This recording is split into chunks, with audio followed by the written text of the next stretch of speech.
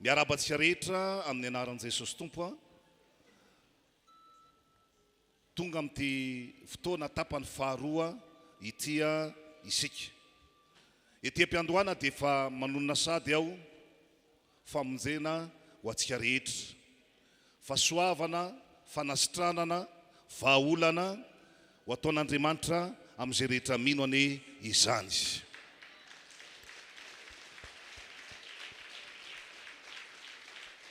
Koa satria ny fotoanantsika tsy miandry an'izareo tara-taksy be dia ivavaka isika ametraka ny fotoana ho ambany fitarian'ny fanahy masina eto amin'ity toerana ity. Ndao iara hitsanga antsika tompoka ivavaka avy hatrany. Ry Jehovandriamanitra rainay eo misaotra anao zay ny amin'ny fotoana androany zay ahafahana manompo anao eto amin'ity toerana ity amin'izao anio zao. Raisinay fahasoavana lehibe ny fotoana androany zay ahafahanay manompo anao eto amin'ity toerana ity amin'izao anio zao. Tsisy miafina aminao ny fiainan-tsaray hafa fa mianjanja ao anatrehanao ka inonay sy azonay antoka fa nizaniza natsonao sy notarianao tonga eto androany fanahy masina dia andray zavatra avy aminao tokoa izy ka dia ambarako amin'ny anaran'i Jesosy voatazo ao fotoana izao ho voninahitra Andriamanitra. Misaotra Tompo, amen. Eo am-pitsanganana hatrany isika no andray ny mpidera izany amin'izao fotoana izao.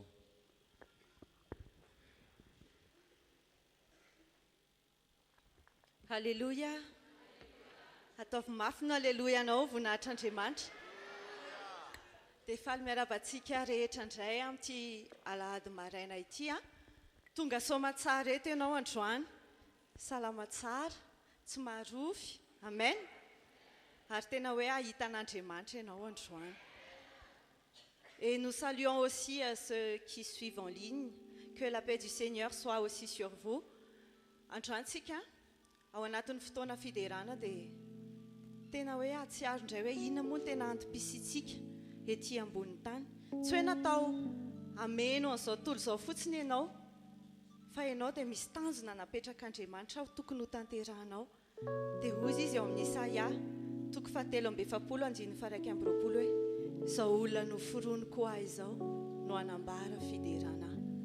Sache que si tu es là aujourd'hui, si tu es sur cette terre, il y a un but. Il y a un but que Dieu a fixé pour toi. Et il y a une mission que Dieu attend de toi aujourd'hui. C'est de le louer, de l'adorer et de te prosterner devant lui. Dia androany andao tsy ataontsika fombafomba fotsiny zany hoe rehefa alahady ohatr'izao dia fiderana nanomboana ny fotoana. Fa andao tena mifotsika rehetra mihitsy androany.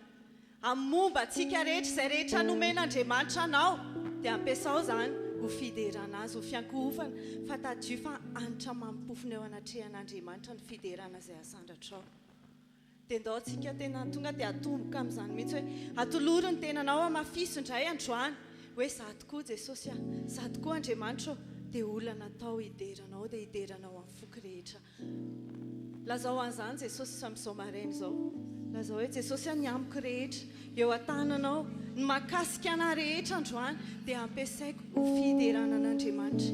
Hahatonga an'Andriamanitra ho faly noho ny amiko, noho ny fisiko ary tsy hoe nanenina izy nanamboatra anahy dia amin'ny foky rehetra no hiderako azy androany. Amin'ny tenako rehetra androany no hiderako azy. Dia ampelantanany ny amiko rehetra Jesosy amin'ity androany ity.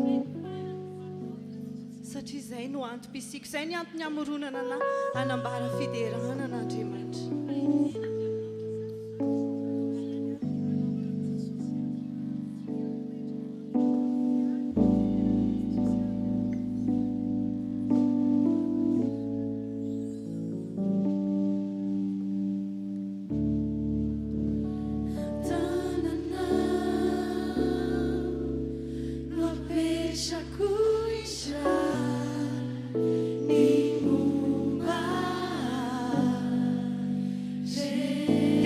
Anao rehetra mihitsy androany napetrao eo an-tanan'Andriamanitra. Ny fiainanao, ny tenanao, izay rehetra nananao dia ampiasao zany ho fiderana azy.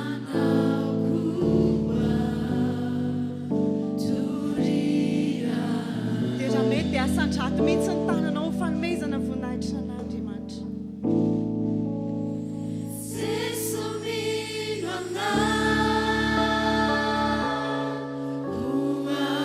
Hainao Jesosy no inonay, hainao ilay lalana makany amin'ray, hainao no arahanay.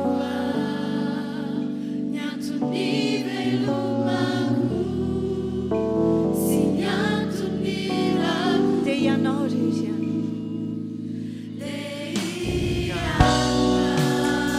Izany mihitsy Jesosy any antony iranay, dia ianao ihany, hiara-dia aminao izay. Hanaraka anao tena ho kristiana marina izahay.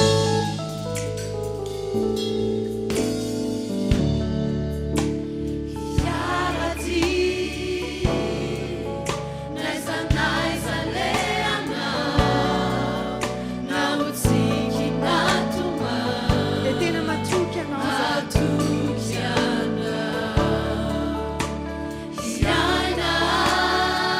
Iaina arak'ilay fombanao, arak'ilay fomban'Andriamanitra, izany no fiainanay.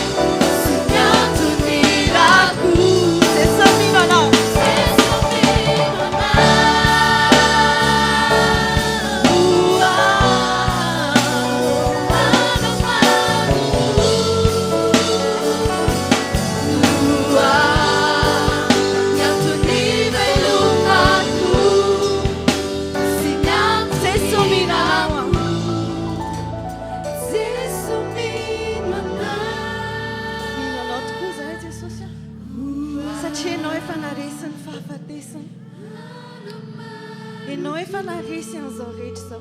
Tu as vaincu le monde, Seigneur. C'est pourquoi nous chantons pour toi aujourd'hui. Oui, Jésus, je crois en toi. Oui, Jésus, je crois. Voilà notre prière en ce matin, Seigneur. Oui, Jésus, Ce ne sont pas des paroles en l'air, Seigneur, mais ça vient du fond de notre cœur. Tu es ma raison de vivre. Oui, tu es ma raison de chanter. ma raison de chanter. Oui, Jésus, je crois en toi. Oui, Jésus, je crois en toi. Oui, Jésus, je suis à toi. Tu es ma raison de vie, Ma raison de ma chanter raison de chanter. de tout mon être. De tout mon être. Izany mihitsy momba anay rehetra Jesosy. Ny antom-pisianay, ny antony havelomanay dia hanome voninahitra an'Andriamanitra. Ary fantatray androany fa Andriamanitra tsy mitady olona hira fotsiny, tsy mitady olona tsara feo, tsy mitady olona miderana azy eo himolotra fotsiny, fa tena hoe mpiankohoka marina ny tadiavin'Andriamanitra androany. Dia androany Jesosy, sahanay no miteny hoe raha hitady olona araka ny fony Andriamanitra dia ahitanay rehetrarehetra reto izy androany. Satria tsy amin'ny vavanay no iankofanay, tsy amin'ny sainay no iankofanay, fa mombanay rehetra, amin'ny fonay rehetra manontolo. Ny fanahinay dia miaiky ny fahalebiazan'Andriamanitra ary tena miankohaka eo anatrehany.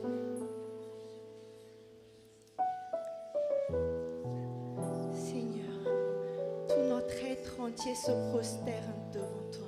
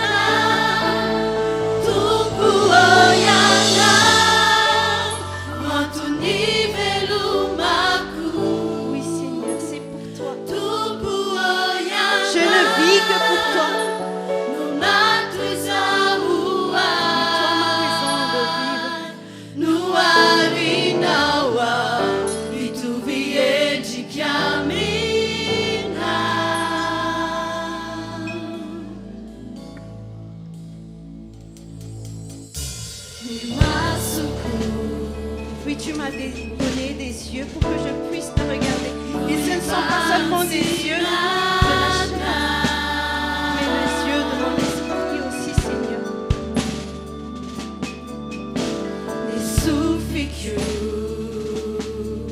Tumpo, Non c'è nessa cuniferna.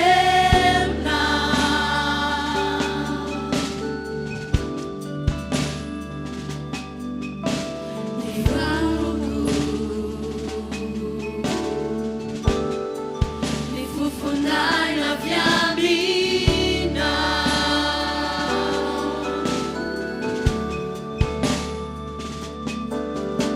Ni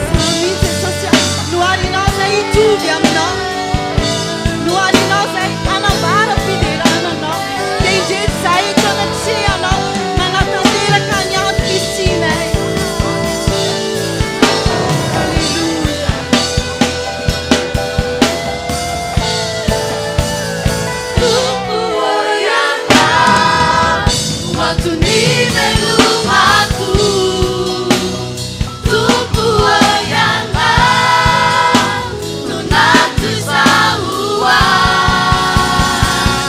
Nuari nawa Itu biedi kami Tupu oyanga Waktu ni belumaku Tu es ma raison de vivre, ma raison oyanga Nuna tusaua Nuari nawa Itu biedi kami Tupo oyanga. Tupu oyanga Waktu ni Sin fietsketianen matuizawane. Tupu Sin vulanen matuizawane. Nuna Sai nau jeja. Ni famta puna je mancha no bola mazurone. Fa suava na je mancha na je mancha yan matuizawane. Nuari nawa Itu biedi kami Nuari nawa Itu biedi kami Seigneur, nous sommes juste là. Nous sentons ta présence. Nous savons que tu as agréé ce culte. Nous savons que tu as agréé nos louanges. Et nous n'allons pas nous arrêter là, Seigneur. Nous sommes là pour nous prosterner à tes pieds. Nous sommes là, Seigneur, pour t'adorer. Et l'adoration qu'on offre pour toi en ce moment, ce n'est pas de simples chants, mais ça vient du fond de notre cœur. Nous sommes conscients à quel point tu es grand. Nous sommes conscients de ta grandeur. Nous sommes conscients à quel point tu es le Dieu des miracles. Tu peux faire toutes choses selon ta volonté. Et aujourd'hui, Seigneur, nous sommes là. Nous n'avons rien à demander. Peut-être que la plupart d'entre nous ont déjà fait des prières, t'ont déjà adressé des prières. Mais ce matin, nous avons confiance, Seigneur, que ces prières, tu les as entendues et tu vas les exaucer.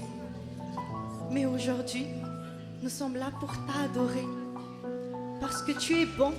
Nous sommes là pour t'adorer parce que tu es notre Dieu. Oh Seigneur. Oh Seigneur.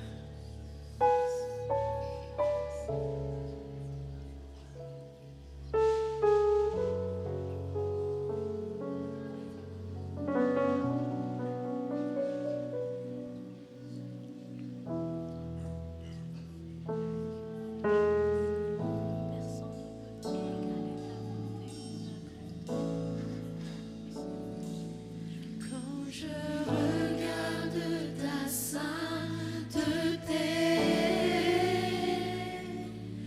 et quand je contemple ta beauté,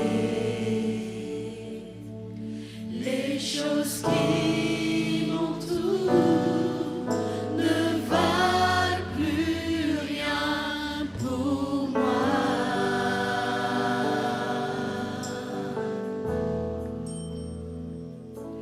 Je découvre la joie de chanter, de déposer ma vie à tes pieds. Parce que c'est une vraie joie Il de n'y te a servir, de que t'honorer. qui importe pour moi. Je veux t'adorer,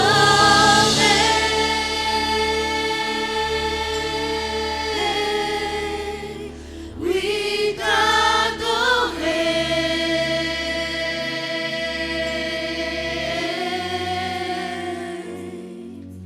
Ma raison de vie, c'est de t'adorer.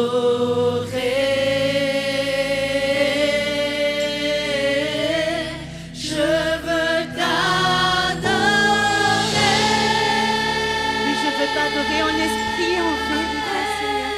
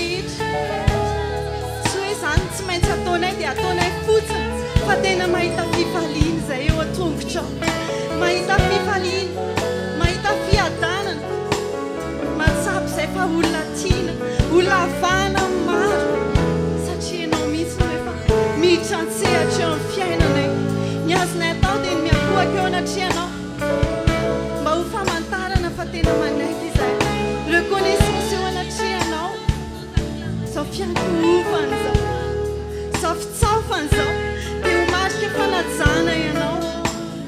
Alleluia.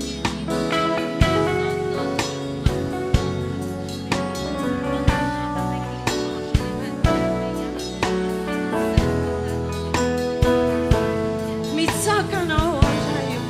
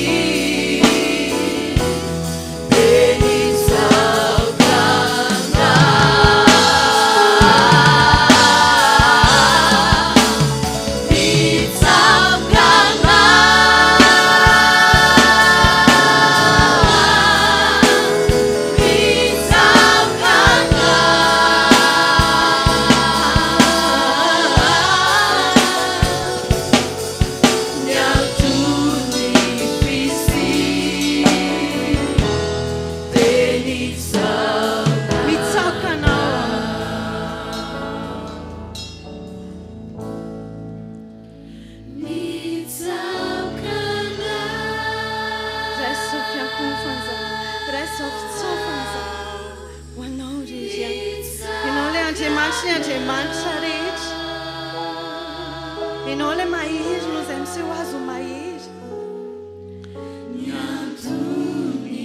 Ianao ilay Andriamanitra lehibe mihoatra no izay milaza azy ho lehibe.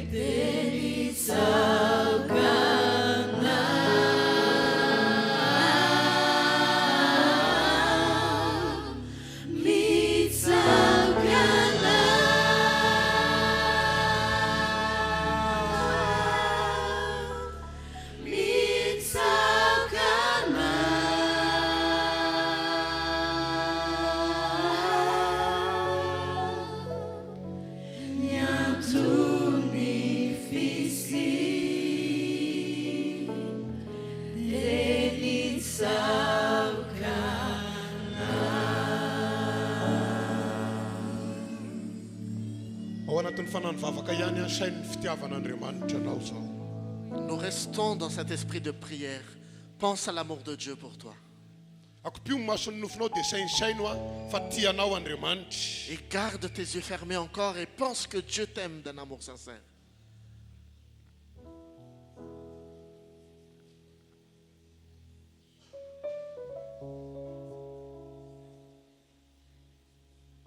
Sainy fanembadikany dia misy olona miaina ao anatin'ny aretina sy ny ady mafy amin'izao ora sy fotoana ionasika amin'Andriamanitra izao.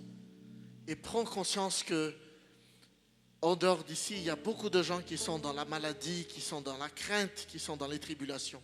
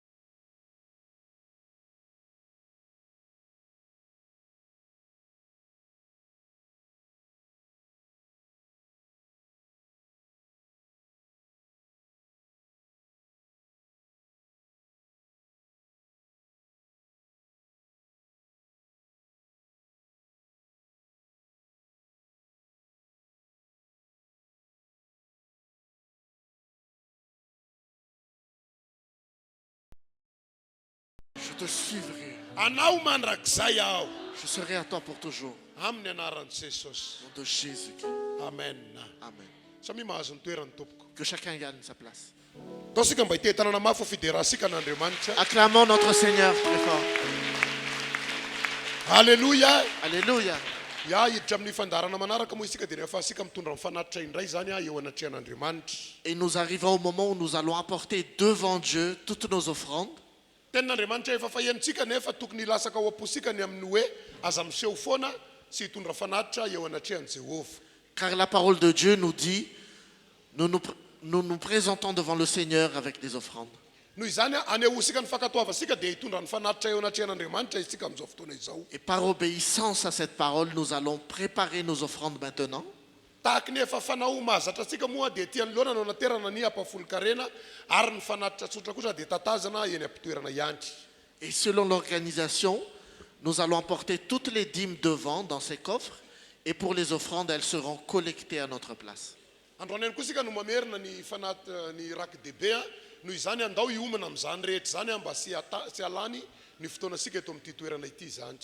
Et aujourd'hui aussi, nous allons remettre l'offrande spéciale pour soutenir l'œuvre de Dieu dans cette église. Ao anatin'ny fanaterana amin'ny fanatitra dia mbola hideran'Andriamanitra hatrany isika miaraka amin'reto namasika mitondra asika ao anatin'ny fiderana izany. Et nous allons rester dans la louange et dans l'adoration durant ce moment d'offrande.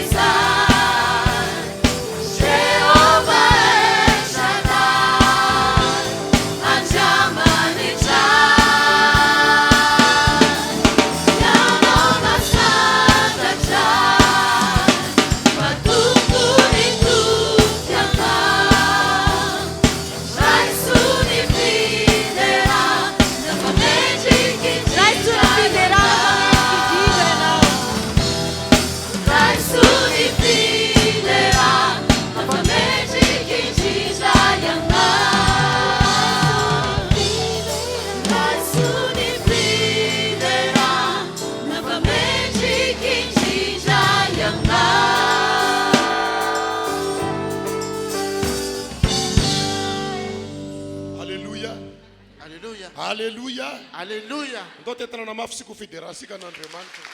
Clamons le Seigneur. Ia hiditra amin'ny fandarana manaraka moa isika dia ny afahasika indray amin'ray latabatra amin'ny tompo eto amin'ity toerana ity zany. Et nous allons maintenant passer au programme suivant qui est la table du Seigneur.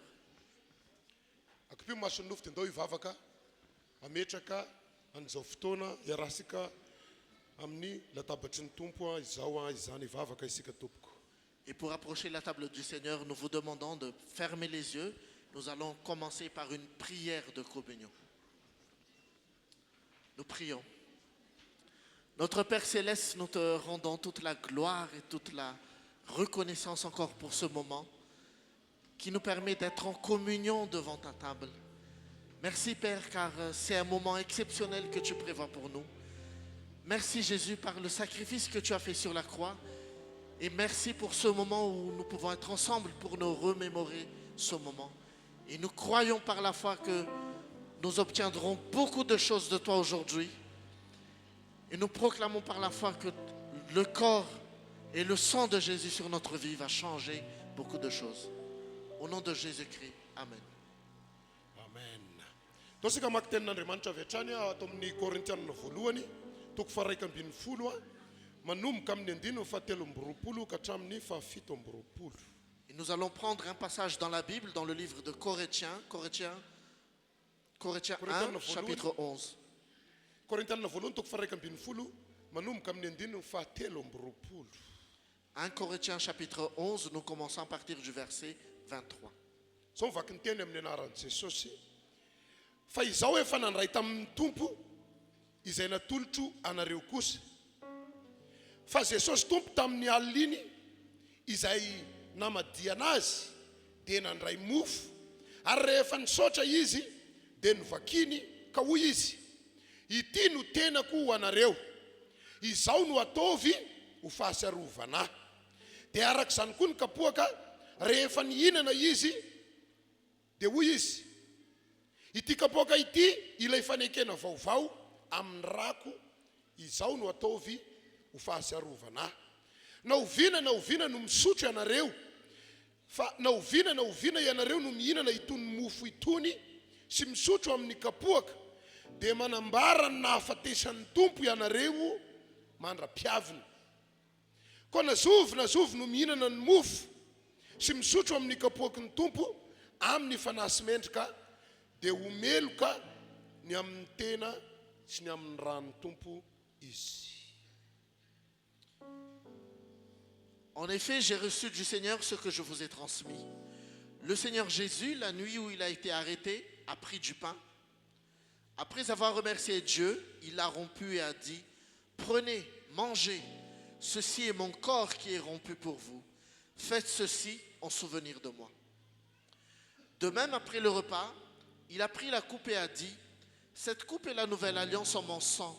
Faites ceci en souvenir de moi toutes les fois que vous en boirez.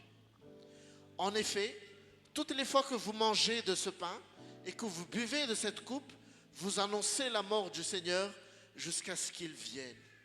C'est pourquoi celui qui mange ce pain ou boit la coupe du Seigneur indignement sera coupable envers le corps et le sang du Seigneur. Amen. Ny firaisana latabatra amin'ny tompo raha tsy fombafomba am-piangonana fa tena didin'i Jesosy ho tanterahasika mihitsy. S'approcher de la table du Seigneur, ce n'est pas une habitude de nos religions pour nous, mais c'est quelque chose de très important pour nous. Amin'ity Korintianina novakisika ity dia i Paul manokana no nanazava fa ny firaisana latabatra amin'ny tompo dia baiko efa nomeny Jesosy mba ho ankatoavina mandra-piaviny iray eny amin'ny rahoany lanitra. Car la Bible nous dit dans le passage dans Corinthiens que être dans la communion de la table du Seigneur, c'est vraiment un commandement que nous avons jusqu'à ce que le Seigneur ne vienne. Paul no nanazava fa rehefa mihinana sy misotro ny mofo isika dia mahasiaro indray ny nahafatesan'i Jesosy tamin'ny famonjenasika. Et l'apôtre Paul nous enseigne que la table du Seigneur nous indique que c'est le corps et le sang de Jésus que nous nous remémorons encore maintenant. Androany dia hosarosika indray ny fomba namonjeny Jesosy asianao. Aujourd'hui encore, nous allons nous remémorer comment Jésus-Christ nous a apporté le salut pour toi et moi. sainy fa olona ny angara-pitiavana ianao io. Et garde en tête que Jésus t'a vraiment aimé d'un amour particulier. Sy mitovy amin'ny olona rehetra eto ambonin'ny tany fa olona spécial. Ce n'est pas comme n'importe qui sur terre, mais tu es une personne aimée spécialement. Na dia samy miaina olana aza dia miavaka ny fiainasika satria manana an' Jesosy ao anatisika. Et même si nous traversons des épreuves et des tribulations, nous avons une vie particulière à cause de Jésus. Ho amarinina amin'ny alalan'ny firaisasika latabatra amin'ny tompo izany. Nous allons justifier cela par la communion dans la table du Seigneur. Satria ny firaisana latabatra amin'ny tompo hatrany amin'ny testamenta taloha dia efa nanambara ny mpaminany fa zavatra tsy maintsy ataon'ny kristianina izany. Puisque même dans l'Ancien Testament, les prophètes ont annoncé que c'est quelque chose de très important d'être dans la table du Seigneur. Noho izany omany ny fohamam-panahanao fa rehefa mihinana sy misotro ny mofo sy ny divay eto amin'ity toerana ity isika androany dia voamarina indray fa iray ao amin'ny Jesosy isika. Et prépare-toi donc, car si tu vas prendre le pain et le vin maintenant, tu vas encore être en communion avec Jésus-Christ. Eo amin'ny andinin'ny fafito amby roapolo nefa dia mazava ny voasoratra amin'ity teny ity. Mais la Bible dit dans ce passage au verset 27, Fa ao anatin'ny fahasarovasika ny famonjenantsika dia tokony olona madio sy pentina eo anatrehan'Andriamanitra isika. lorsque nous prenons le pain et nous prenons la coupe, nous devons prendre cela de façon digne. Satria ny antony nahafatesan'i Jesosy dia hanadio asika ny amin'ny fahotana misy teo amin'ny fiainasika izany. Car Jésus a donné sa vie et s'est sacrifié pour pouvoir nous purifier de nos péchés. Tokony olona tena resy lahatra fa nanao sy mety ary nibebaka marina tamin'ny fahotana no afaka miray latabatra amin'i Jesosy. Et nous devons donc être convaincus de péché et nous devons donc demander pardon devant Jésus-Christ avant de venir s'approcher de sa table. Vaninandro farany tokony ahitana ny fahadiovana eo amin'ny fiainasika izao. Et maintenant, c'est vraiment un moment où nous devrons être remplis de cette sainteté. Noho izany raha sapanao fa olona nofidin'Andriamanitra ho any an-danitra ianao ka iray ihinana sy isotro eto amin'ity toerana ity dia tokony hibebaka ny amin'ny karazam-pahotana efa niainana teo aloha mba olona madio isika.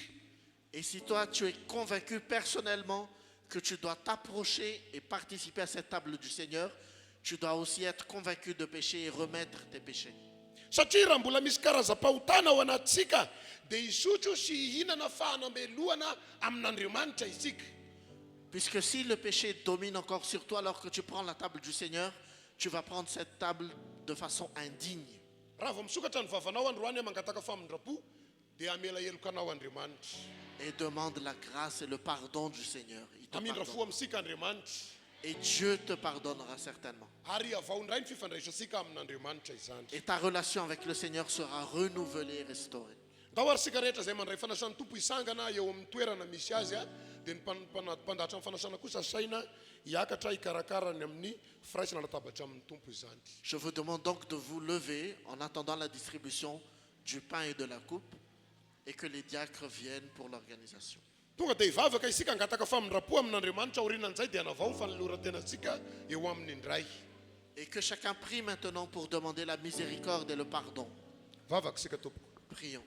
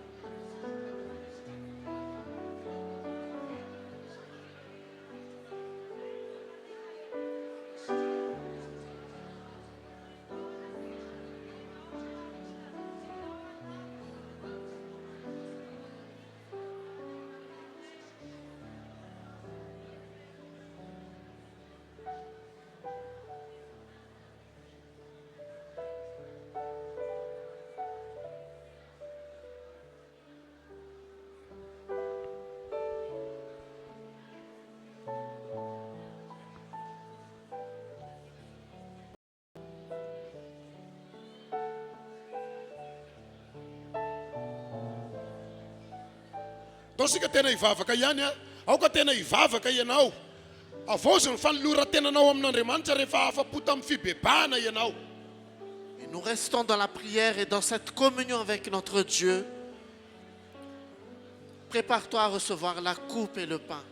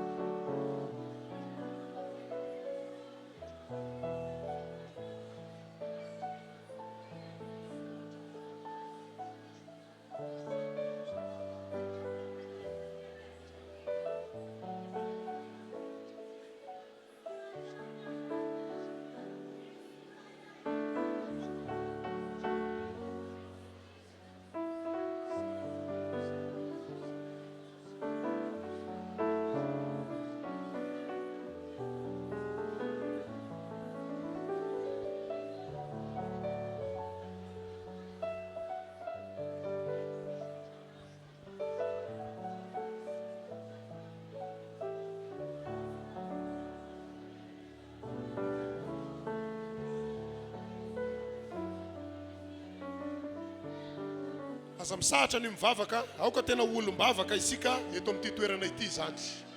Nous restons dans la prière. Nous restons dans la prière en attendant la coupe et le pain.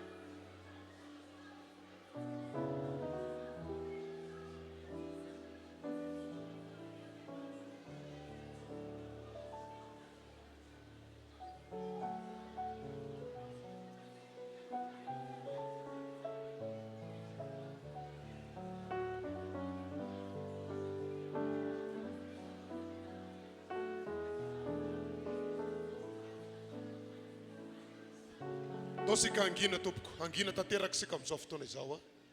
Nous restons dans le silence maintenant. Akipy ihany no mason'ny nofinao dia saino izao zavatra izao. Garde les yeux fermés et prends en considération ceci. Tamin'iny fotoana iny a, rehefa nikapohana Jesosy dia ianao ny tao am-pony. Lorsque Jésus a été flagellé sur la croix, il avait Potipotika toi. tahaky ny mofo ny nofony Jesosy. Sa chair a été meurtrie comme ce pain.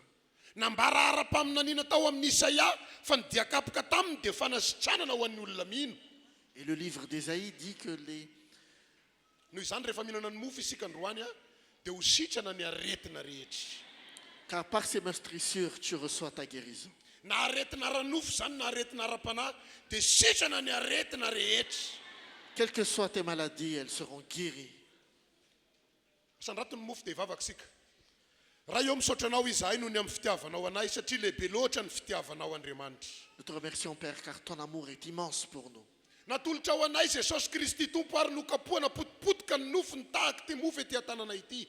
Car Jésus-Christ a été donné pour nous et il a été meurtri pour nous guérir. Nandidy anay izy talohan'izany ny amin'ny fahatsiarovana ny fomba nahafatesany potipotika tahaka ty mofo ity. Et Jésus nous a demandé de nous souvenir de lui pour sa chair qui a été meurtrie pour nous. Androany zay Jesosy eo mahasiaro ndray ny fitiavanao sy ny namonjenao anay. Et aujourd'hui, Jésus, nous ressentons encore ce grand amour que tu nous as donné. Niza mihinana ny mofo androany dia ho sitrana amin'ny aretina noho ny amin'ny anaranao masina. Quiconque prendra de ce pain sera guéri au nom de Jésus. Ho aninay ny mofo a noho ny amin'ny finoana atao anatinay amin'ny anaran'i Jesosy. Et nous prenons ce pain par la foi que nous avons au nom de Jésus. Samy mihinana ny mofo ary tompoko. Que chacun prenne le pain.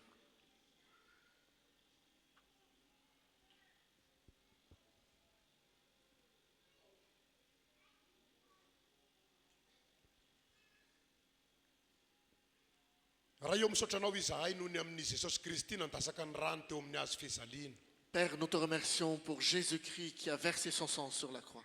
Ny raraka teny rehetra teny ny ranao Jesosy noho ny amin'ny fitiavana anay. Et le sang de Jésus a été versé pour son grand amour pour nous. Voalaza ny teninao fa ny rano lasaka ao dia fanavotana ho anay. Et la parole dit que le sang qui a été versé est le salut pour nous. Teninao no nilaza ataovy izao ho fahasiarovana ho ianao ka dia ataonay izany ankehitriny. Et ta parole nous a dit de faire ceci en souvenir de toi. Et nous le faisons maintenant.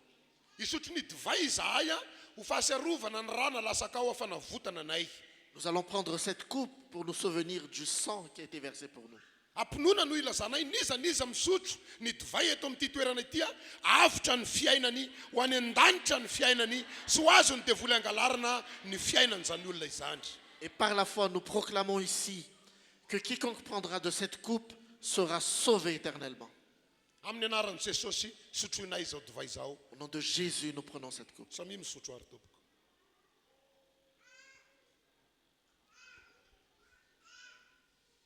Dao sika hivavaka hisaotra an'Andriamanitra izany. Et nous prions maintenant pour remercier le Seigneur.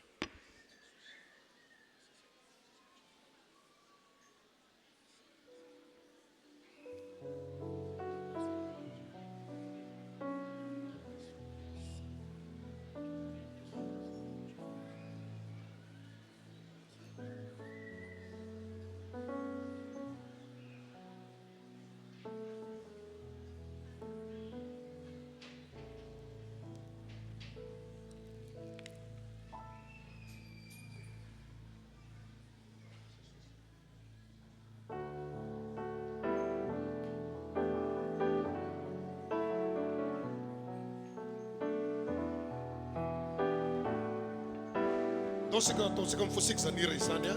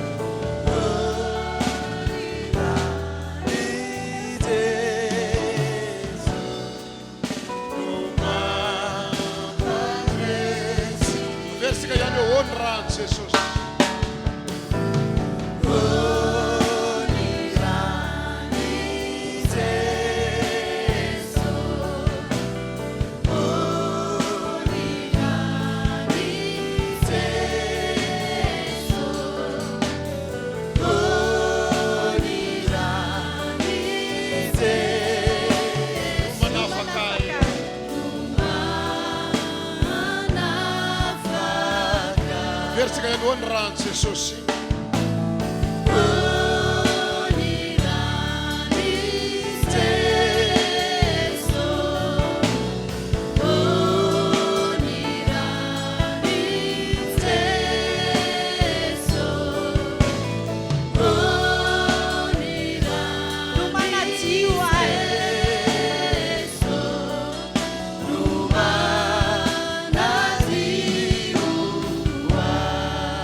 Alléluia.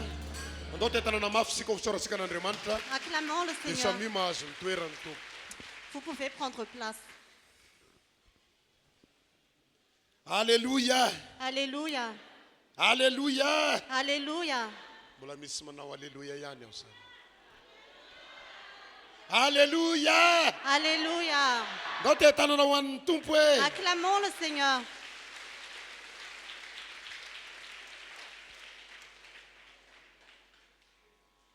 Iahy isaorasika ny tompo moa ity fotoana ity ahafahasika indray amandreny amin'ny tenin'Andriamanitra izany. Nous remercions Dieu pour ce moment où nous pouvons entendre la parole de Dieu. Mamerina amin'ny fiarabana izay efa noentina tery aboalohany a matoko sy mino aho fa fifalian'ny lanitra ny fahatongavanao a eto amin'ity toerana ity zany. Je réitère mes salutations et je crois que c'est la joie du ciel que tu es ici aujourd'hui. Te hanavaka ny fiainanao Andriamanitra. Dieu veut délivrer ta fille. Te hamozo ny fiainanao Andriamanitra. Dieu veut bénir ta fille. Alléluia. Alléluia. Manakambara aminao indray a izy a amin'ity ora sy fotoana ity androandry. Dieu a quelque chose à t'annoncer aujourd'hui. Raha mangetahetany teniny ianao dia hiteny aminao izy. Si tu as soif de sa parole, il va te parler. Raha mangetahetany tenin'Andriamanitra ianao a dia afaka niasa eo amin'ny fiainanao izy androandry. Si tu as soif de la parole de Dieu, il peut agir dans ta vie aujourd'hui. Alléluia. Alléluia. Ivavaka sika tompoka ho an'ny tenin'Andriamanitra izany. Nous allons prier pour la parole de Dieu. Seigneur notre Dieu, nous te remercions pour ce moment que tu nous accordes encore. Merci pour ta présence au milieu de nous. Merci pour ta parole que nous allons entendre. Et Seigneur, ôte de nous toute distraction, tout doute, tout esprit de confusion et remplis-nous de ton Esprit Saint. Parle-nous, Seigneur. Prépare le terrain de nos vies comme une bonne terre afin que la semence de ta parole produise des fruits en abondance dans notre vie. Merci, Seigneur, pour ce moment que nous remettons pleinement entre tes mains. Que ton nom soit glorifié. Au nom de Jésus, nous prions. Amen. Alléluia. Alléluia. Raha ohatsika maka tenin'Andriamanitra ato amin'ny Petera voalohany toko faharoa ny andino ny fahasivy. Nous allons lire la parole de Dieu dans 1 Pierre chapitre 2 verset 9. Petera voalohany toko faharoa andino ny fahasivy izao mivaky ny teny amin'ny anaran'i Jesosy. 1 Pierre chapitre 2 verset 9. Voici ce qui est écrit au nom de Jésus. Fa ianareo kosa dia taranaka voafidy, mpanjaka mpisorina, firenena masina, olona nalain'Andriamanitra ho amin'ny tenany mba hilazanareo ny asaran'ilay niantso anareo hiala tamin'ny maizina ho amin'ny fahazavana magaga. Vous, au contraire, vous êtes une race élue, un sacerdoce royal, une nation sainte, un peuple acquis, afin que vous proclamiez les vertus de celui qui vous a appelé des ténèbres à son admirable lumière. Taranaka voafidy zasy anao. Nous sommes un peuple choisi. Olona nofidian'Andriamanitra tao anatin'ny maro izasy anao. Dieu nous a choisis parmi la multitude. Karazan'olona hafa mihitsy. Nous sommes des personnes hors du commun. Sy mitovy amin'ny olona rehetra hitanao mandehandeha eny rengy. Nous ne sommes pas comme toutes les personnes ordinaires que tu Fa vois, olona efa navan'Andriamanitra tao anatin'ny maro. mais nous sommes des personnes que Dieu a distinguées parmi la multitude Mba hanehoana ny fahasarany. pour proclamer ses louanges. Somary tondrasika ao anatin'ny fanairana kely ny tenin'Andriamanitra amin'ity ora sy fotoana ity. La parole de Dieu va nous parler à cette heure actuelle. Satria raha ny zavatra miseho hitan'ny maso sy ny reny sofina dia mitaraina ny olona maro. Parce que ce que nous voyons de nos yeux et que nous entendons de nos oreilles, beaucoup de personnes sont en train de murmurer. Ao anatin'ny fahaverezakevitra izao tontolo izao. Ce monde est dans la perdition. Ao anatin'ny tebiteby sy tahotra izao tontolo izao. Ce monde est dans la crainte et dans la peur. Fa Andriamanitra kosa nampitondra vaovao mahafaly. Mais Dieu nous donne une bonne nouvelle Hanambarana aminao fa ianao dia olona miavaka. pour t'annoncer que tu es une personne hors du commun. Tsy mitovy amin'ny olona rehetra araka ny efa nambarako tery am-boalohany. Tu ne ressembles pas à toutes les personnes ordinaires, comme je l'ai dit au début, Satria ambarany tenin'Andriamanitra fa taranaka voafidy isika. parce que la parole de Dieu dit que nous sommes un peuple choisi. teneny eo akaikinao io hoe taranaka voafidy ianao. Dis à ton voisin, tu es un peuple choisi. Alléluia. Alléluia. Taranaka voafidy isika. Nous sommes un peuple choisi. Misy fisafidianana tao an-danitra ianao no lany. Dans le ciel, il y a eu une option et tu as été choisi. Misy fisafidianana tao an-danitra dia isika no netefa nisafidiny. Dans le ciel, c'est nous qui avons été choisis. Noho izany sainy fa olona miavaka ianao. Alors pense que tu es une personne hors du commun. Nambara ny tenin'Andriamanitra fa olona ilazana ny fahasarany ny antom-pisy isika. La parole de Dieu dit que nous avons été créés pour proclamer ses louanges. Mbola sy nisy isika dia efa fantatr'Andriamanitra fa ho izy. Nous n'avons pas encore été créés et Dieu savait déjà que nous serons créés. Ary fotoana ny fisianao izao ora iresasika izao. Cette heure est le temps de ta création. Fotoana isehoan'ny fahasaranao izao ora iresasika izao. C'est le moment où nous allons voir ta gloire maintenant. Satria ho tanteraka aminao izay voalaza ny tenin'Andriamanitra. Parce que la parole de Dieu va se réaliser dans ta vie. Alléluia. Alléluia. Marina fa miaina ao anaty tahotra ny tontolo. C'est vrai que le monde vit actuellement dans la peur. Ary raha manaiky fa miaina ao anatin'ny tebiteby ny tontolo. C'est vrai que ce monde vit actuellement dans la peur et la crainte. Fa ny fahasaran'Andriamanitra kosa iseho. Mais la bonté de Dieu va se manifester. Ny fahalehibiazan'Andriamanitra kosa iseho. La grandeur de Dieu va se manifester.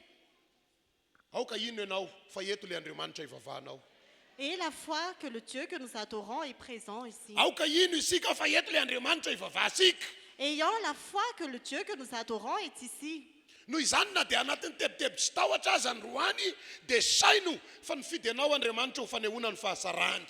C'est pourquoi, malgré la peur et la crainte, crois que Dieu t'a choisi pour manifester sa gloire. Mahay manavaka ny olona ao anatin'ny ady sarotra Andriamanitra. Dieu distingue son peuple dans les temps difficiles. Mahay manavaka ny olona ao anatin'ny zavatra maro Andriamanitra. Dieu distingue son peuple dans toutes choses. Na dia mifangaro amin'ny olona eny rehetra eny azika dia saino fa hiavaka ianao.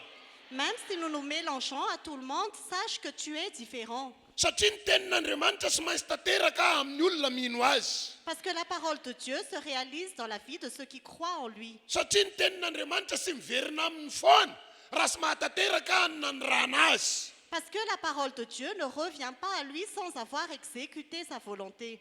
Misy olona maromaro mino eto amin'ity herinandro ity hiavaka ny fiainanao. Beaucoup de personnes croient maintenant, cette semaine, ta vie sera différente. Alléluia.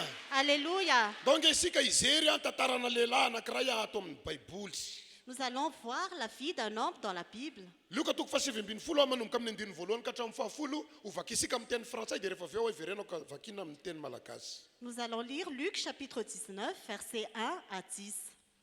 Jésus était entré dans Jéricho et traversait la ville.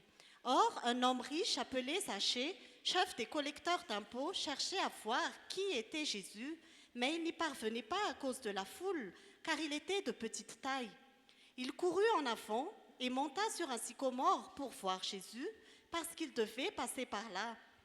Lorsque Jésus fut arrivé à cet endroit, il leva les yeux, le vit et lui dit : « Zachée, dépêche-toi de descendre, car il faut que je m'arrête aujourd'hui chez toi. » Zachée s'empressa de descendre et l'accueillit avec joie. En voyant cela, tous murmuraient en disant : « Il est allé loger chez un homme pécheur. » Mais Zachée, se tenant devant le Seigneur, lui dit : « Seigneur, je donne aux pauvres la moitié de mes biens, et si j'ai causé du tort à quelqu'un, je lui rends le quadruple. » Alors Jésus dit à son propos : « Le salut est entré aujourd'hui dans cette maison, parce que lui aussi est un fils d'Abraham. En effet, le Fils de l'homme est venu chercher et sauver ce qui était perdu. » Vakiko amin'ny teny malagasy amin'ny anaran'i Jesosy. Ary Jesosy niditra ka nandeha namaky an'i Jeriko. Ary indro nisy lehilahy atao hoe Zakaiosy, izay lehibean'ny mpamory hetra sady nanan-karena. Maninona hoe Zakaiosy? Ary nitady ahita izay Jesosy izy, kanefa sy afaka noho ny abesahan'ny olona ny fanety satria fo izy. Dia niazakazaka ny aloha izy ka nananika aviavy izahany Jesosy, fa efa andalo tamin'ny lalana izany izy. Ary rehefa tonga teo Jesosy dia ny andrandraka nanao taminy hoe ry Zakaiosy midina faingana fa tsy maintsy mitoetra ao an-tranonao aho anio. Dia nidina faingana izy ka nampiatrano azy sady faly. Ary raha nahita izany izy rehetra dia nymonmonina ka nanao hoe lasa nandeha hiatrano amin'izay lehilahy mpanota izy.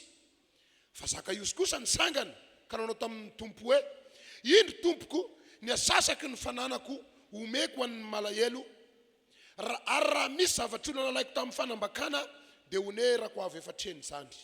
Ary hoy Jesosy taminy anio no tonga amin'ity trano ity ny famonjena fa izy dia zanaky Abrahama koa. Aleluia, aleluia.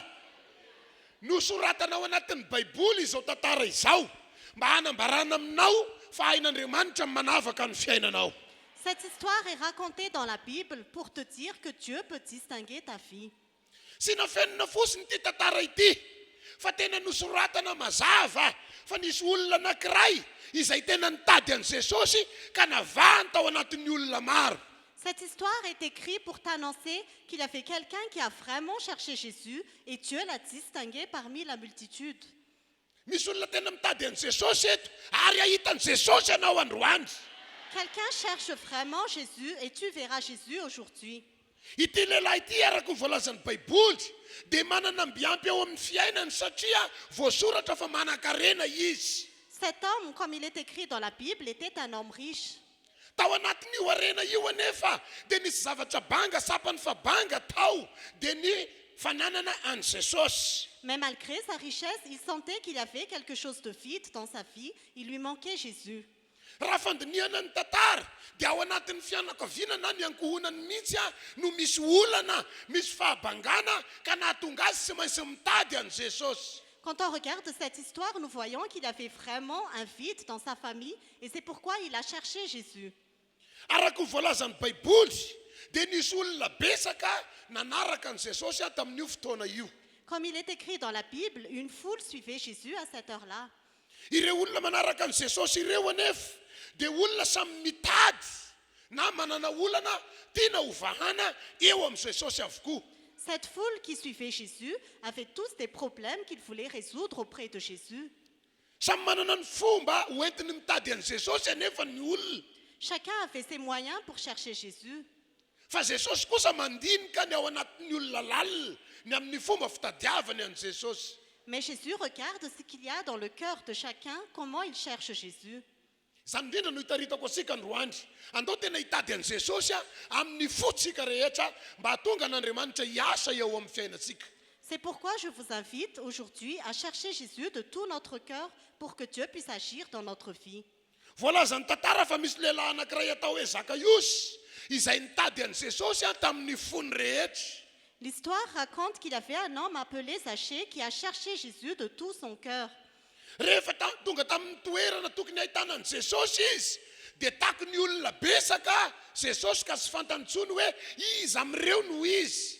Quand il est arrivé à l'endroit où il avait Jésus, Jésus ressemblait à tout le monde et il ne pouvait plus voir où était Jésus. Satria amin'ny maha-olombelona ny fitafy mety mitovy, ny endrika mety mitovitovy ka very Zakaiosy hoe iza ary ny tena izy amin'ireto. Parce que humainement, ses vêtements étaient peut-être pareils à la foule et Zachée ne savait plus qui était Jésus. Teo indrindra no nahitana ny toe-po tao anatin'ity lehilahy atao hoe Zakaiosy ity. C'est là qu'on a vu l'attitude de cœur de Zachée. Na dia olona manana ny maizy azy aza izy dia nanetry tena ka nianika tamin'ilay hazo aviavy anankiray teo amoron-dalana. Même si c'était quelqu'un d'important, il s'est humilié et il est monté sur l'arbre appelé sycomore. Teo amboniny eo aviavy io izy no nisaina sy nandinika hoe iza ary le Jesosy amin'ireto. C'est sur ce sycomore qu'il a pensé et réfléchi. Il a observé où est Jésus parmi cette foule. Jesosy anefa dia nahafantatra sy nahita fa misy etaeta io lehilahy eo amin'ny aviavy io. Mais Jésus savait et voyait que cet homme avait une soif. Ny zavatra nisy dia nilozan'i Jesosy ireo olona be da be nanodidina azy. Fa i Zakaiosy teo ambony azy kosa dia nahazo teny manokana tahaka ny omenanao androandry. Ce qui s'est passé, Jésus a laissé toutes les personnes qui étaient autour de lui, mais il avait une parole spéciale pour Zachée, comme pour toi aujourd'hui. Ny teny nambaran'i Jesosy dia ny hoe midina faingana fa ho any amin'ny tokantrano misy anao androandry. Ce que Jésus a dit, c'est dépêche-toi de descendre, car il faut que je m'arrête aujourd'hui chez toi. I Zakaiosy araka ny voalazako teo dia nisy zavatra sy ampy teo amin'ny fiainany zany. Comme je disais tout à l'heure, Zachée avait quelque chose de vide dans sa vie. Fantatr' Jesosy ny zavatra sy ampy teo amin'ny fiainany. Ce qu'il avait de vide dans sa vie était en Jésus. Ao amin'ny tokantranony misy olana satria ny arena misy fa fiadanana tsy ananana. Dans sa maison, il avait un problème parce qu'il avait la richesse, mais il n'avait pas la paix. Ny vola misy fa ny fahasalamana sy ananana. Il avait l'argent, mais il n'avait pas la santé. Ny vola misy fa ilay tena fiainana sy ananana. Il avait l'argent, mais il n'avait pas la véritable vie. Tonga ny fotoanan'Andriamanitra satria raha mitady azy ny olona dia hanantona azy Andriamanitra. Le moment de Dieu est arrivé parce que quand quelqu'un le cherche, Dieu s'approche de lui. Tsy fantako tonga eto amin'ity toerana ity ianao. Tena mahasapa fiadanana ve ianao tonga eto io? Je ne sais pas si tu ressens vraiment la paix quand tu es venu ici. Mety efa niezaka nitady vahaolana tamin'ny fiaina tamin'ny azonao atao ianao. Mety efa azonao ve le vahaolana nitadiavinao. Peut-être que tu as déjà essayé de chercher des solutions à tes problèmes. Est-ce que tu as déjà trouvé ces solutions? Nosoratana amin'ny Baiboly ny tantaran'le lehilahy atao hoe Zakaiosy mba ho fankatahaka fa misy zavatra banga ny fiainan'olona raha tsy manana an Jesosy. L'histoire de Zachée est écrite dans la Bible pour être un modèle, pour nous faire comprendre qu'il y a une vide dans notre vie si nous n'avons pas Jésus.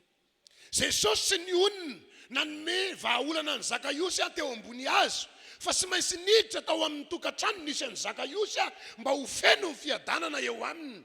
Jésus ne s'est pas contenté de trouver, de donner une solution quand il était sur le sycomore, mais il est vraiment entré dans sa maison pour lui donner une solution à ses problèmes. Noho ny amin'ny fahatongavanao eto amin'ity toerana ity dia androso any amin'ny tokantrano misy anao Jesosy.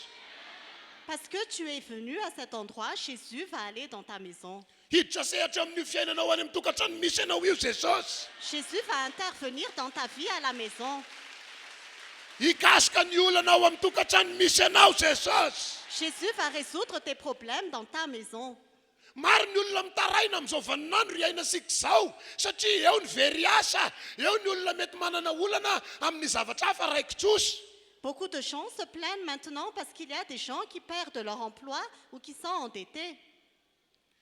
Ny teniny engasika tamin'ny Petera dia manambara manao hoe taranaka voafidy ianao. Nous avons vu dans Pierre que tu es un peuple choisi. Olona hafa misy isika.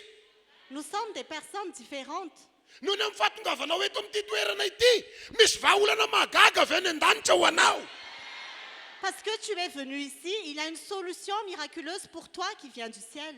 Mety maro ny olona milaza fa mitady an' Jesosy fa androany raiso anao spécial mitady an' Jesosy aho. Peut-être que plusieurs personnes cherchent Jésus, mais aujourd'hui, dis spécialement pour toi que tu cherches Jésus. Ahita an' Jesosy ianao androany.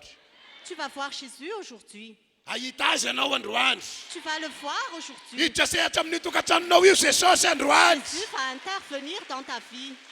Satria nisy fahafenona rehetra hoentiny eo amin'ny Jesosy dia lasa fahafenona indray. Parce que Jésus apporte toute la plénitude. Jesosy nampianatra momba ny amin'ny tenany. Jésus nous a enseigné concernant sa vie. Jaonina toko 5:17. Dans Jean chapitre 15, verset 7, Zao mivaky ny teny amin'ny anaran'i Jesosy. voici ce qui est écrit au nom de Jésus. Fa raha miray amiko ianareo ka mitoetra ao anatinareo ny teniko dia angatao izay tianareo na inona fa ho tonga aminareo zany.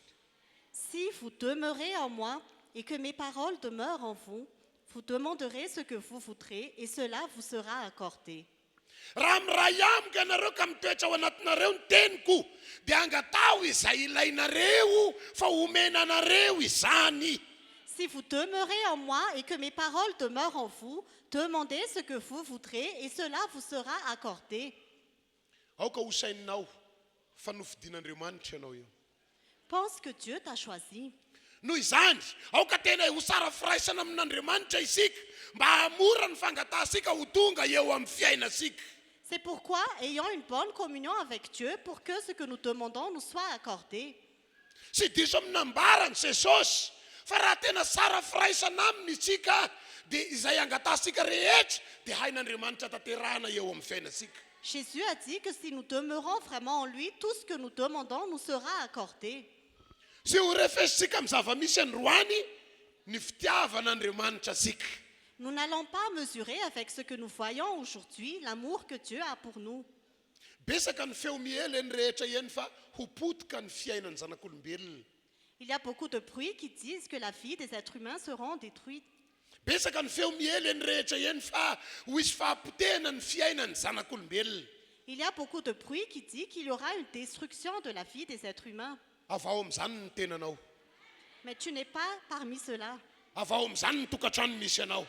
Ta maison n'est pas parmi ceux-là. Aoka hipetraka ao ambavanao ny tenin'Andriamanitra fa manavaka ny olony Andriamanitra. Que la parole de Dieu soit toujours dans ta bouche, que Dieu distingue son peuple.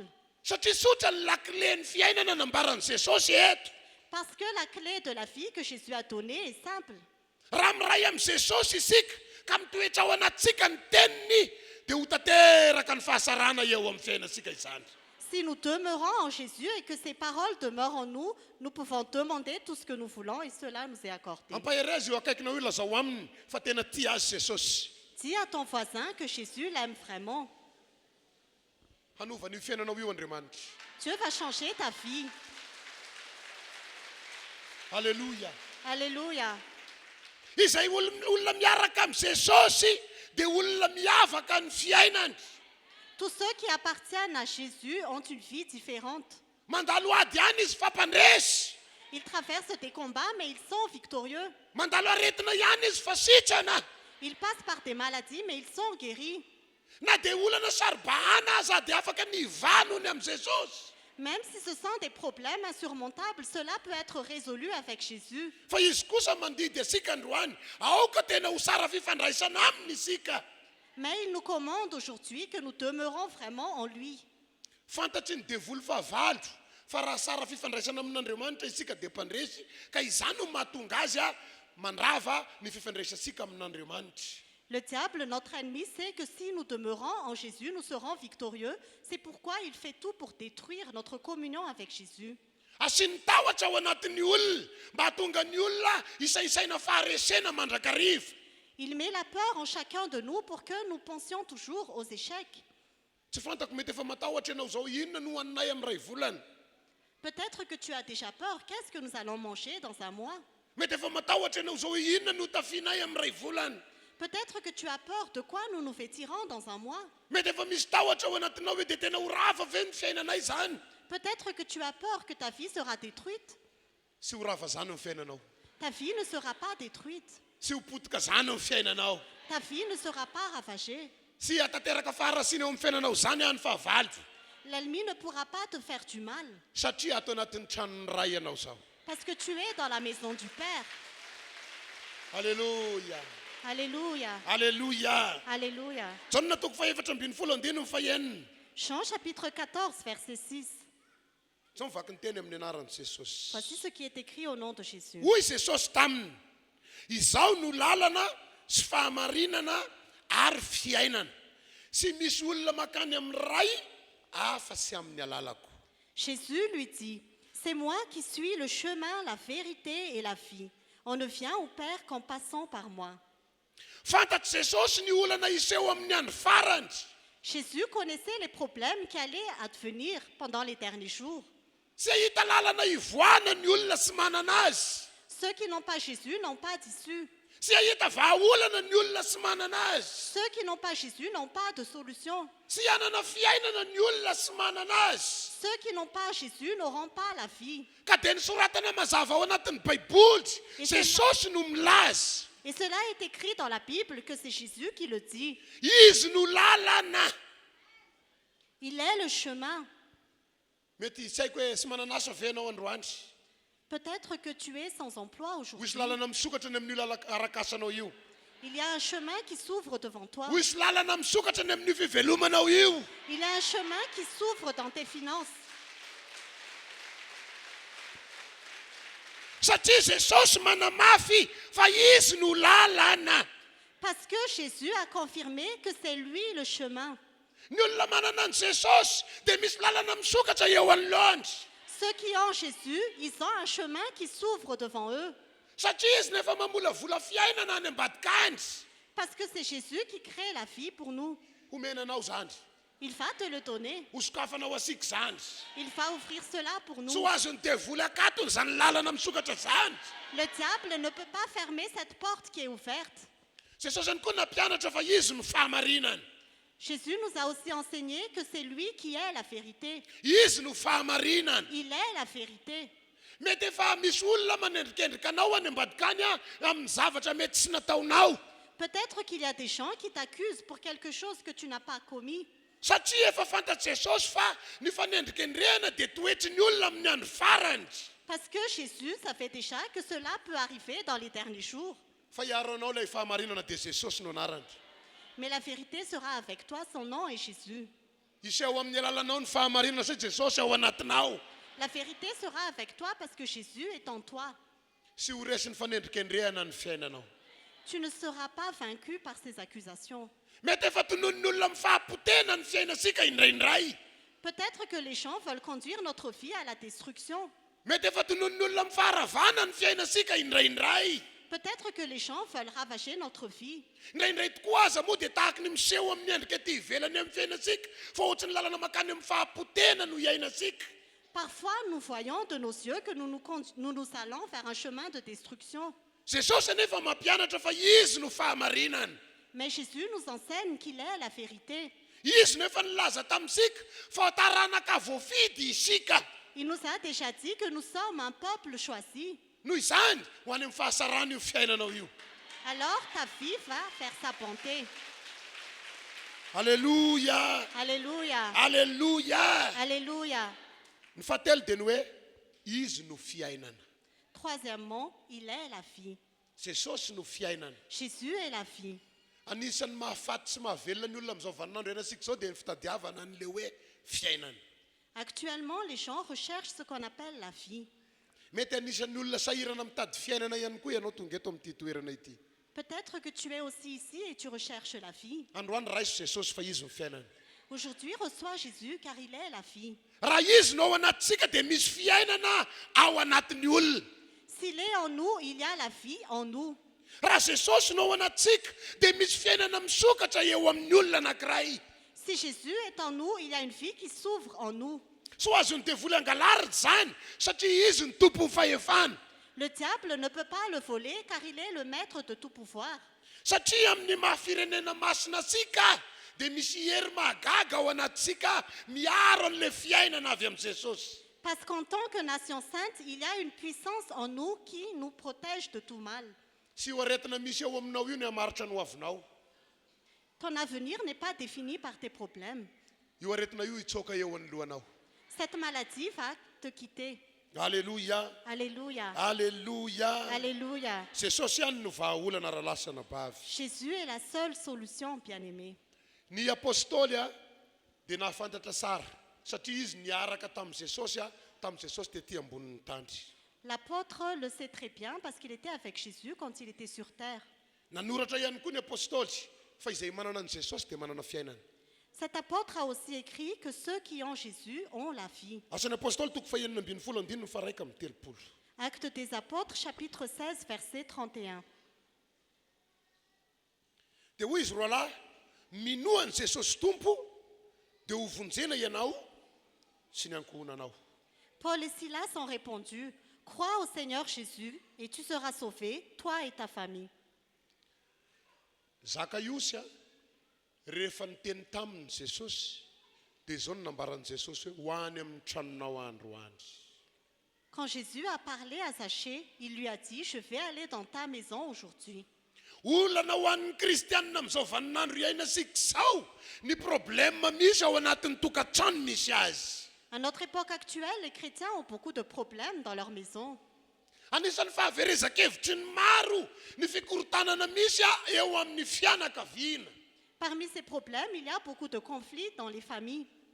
maro ny olona te hamoy fo misy satria sy mahita vahaolana eo amin'ny fianakaviana misy azy Beaucoup de personnes sont désespérées parce qu'ils ne voient pas de solution dans leur vie. efa besaka ny feo resy miely fa na ny zanany naterany aza dia nanenenany ny antom-pisininy ny zanany. Il y en a même qui regrettent d'avoir eu des enfants. Misy ihany koa nefa mandefa feo fa manenina izy noho ny amin'ny fisiny ireo ray aman-dreniny. Il y en a aussi qui se plaignent de leurs parents. Nefa zany rehetra zany dia sy programa avy amin'ny olona fa programa n'Andriamanitra. Mais tout cela n'est pas le plan des hommes, mais le plan de Dieu. Hitan'Andriamanitra satria amin'izao vanona ny faran'izao dia misy fikorontanana ny tontolo ka dia manome vahaolana ho antsika Andriamanitra. Dieu voit qu'actuellement, il y a beaucoup de problèmes dans la vie et Dieu nous donne une solution. Fantatry ny apôstôly ihany koa fa amin'ny vanona ny farany dia hikorotana ny tontolo. L'apôtre aussi savait que dans les derniers jours, il y aura beaucoup de difficultés. Ka dia nisoratana ity teny novakisika ity. C'est pourquoi cette parole est écrite. Minoany Jesosy tompo dia ho vonjena ianao.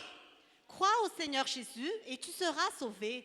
Minoany Jesosy tompo dia ho vonjena ny ankohonanao. Crois au Seigneur Jésus et ta famille sera sauvée. Fotoana hanavotany Jesosy ny ankohonana izao. C'est le moment où Jésus va sauver les familles. Tsy ho voatazona any amin'ny farasiana iny vadinao iny. Ton conjoint ne sera pas retenu par le mal. Tsy ho voatazona amin'ny farasiana iny zanakao iny. Ton enfant ne sera pas retenu par le mal. Tsy ho voatazona amin'ny farasiana iny ray aman-dreninao iny. Tes parents ne seront pas retenus par le mal. Satria noho ny amin'ny fisinao hamozy ny fianyankohonan'Andriamanitra. Parce que grâce à toi, Dieu va sauver cette vie. Alléluia. Alléluia. Fotoana izao hanavahan'Andriamanitra ny olona. C'est le moment où Dieu distingue son peuple. Aza mbola manaritoky fa hiditra ny sehatra amin'ny fiainany ankohonanao Andriamanitra. Ne perds pas la foi parce que Dieu va agir dans la vie de ta famille.